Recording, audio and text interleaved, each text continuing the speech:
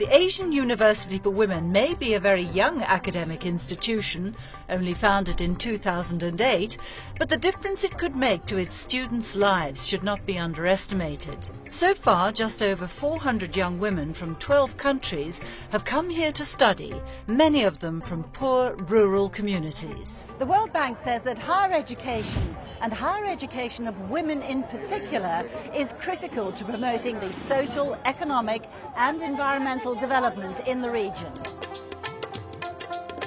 The AUW has huge ambitions for its graduates, particularly in providing leadership and marketable skills. It has powerful supporters, which include the World Bank, the Bill and Melinda Gates Foundation, and the wife of the former Prime Minister of Great Britain, Cherie Blair. She's just been elected Chancellor.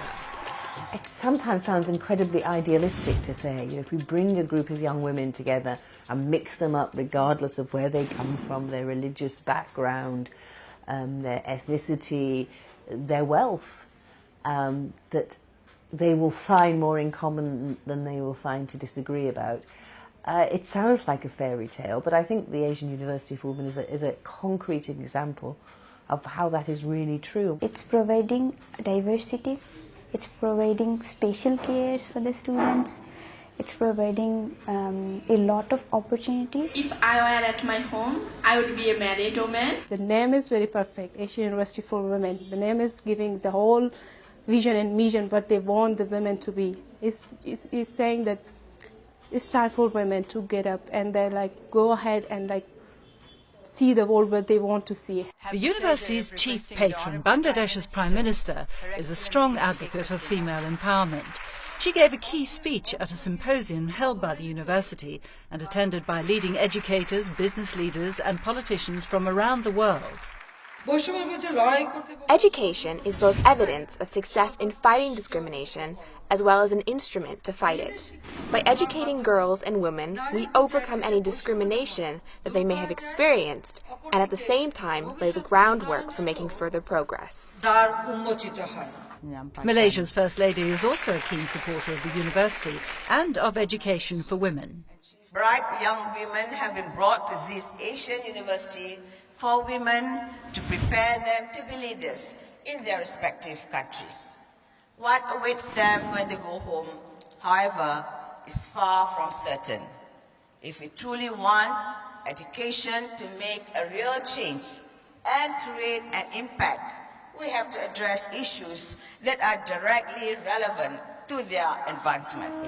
Issues that are especially acute in Bangladesh, one of the world's poorest and most densely populated countries. Half of its 160 million people are held back by inequality in inheritance, property, marriage and child custody laws. Traditionally, women worked unpaid in agriculture, but that is starting to change, with greater numbers of girls getting at least some education. A revolution again has occurred. And partly that's been driven by the advances in education, which have really brought women out of their homes and into the workforce. However, the gender gap is very much a reality, especially in the factories.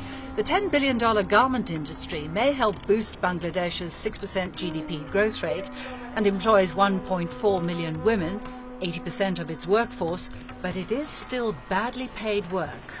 The challenge that Bangladesh now is facing is, in fact, in moving up the value chain in terms of sending increasingly skilled labor, which is in demand overseas. And that's where, again, continued investment in education, getting more girls into secondary school and in tertiary, and, of course, an issue that we haven't touched on up until now, which is the quality of the education system. You know, it's one thing to get girls into schools, it's another to ensure that when they come out, they have the skills that are actually in demand in the labor market.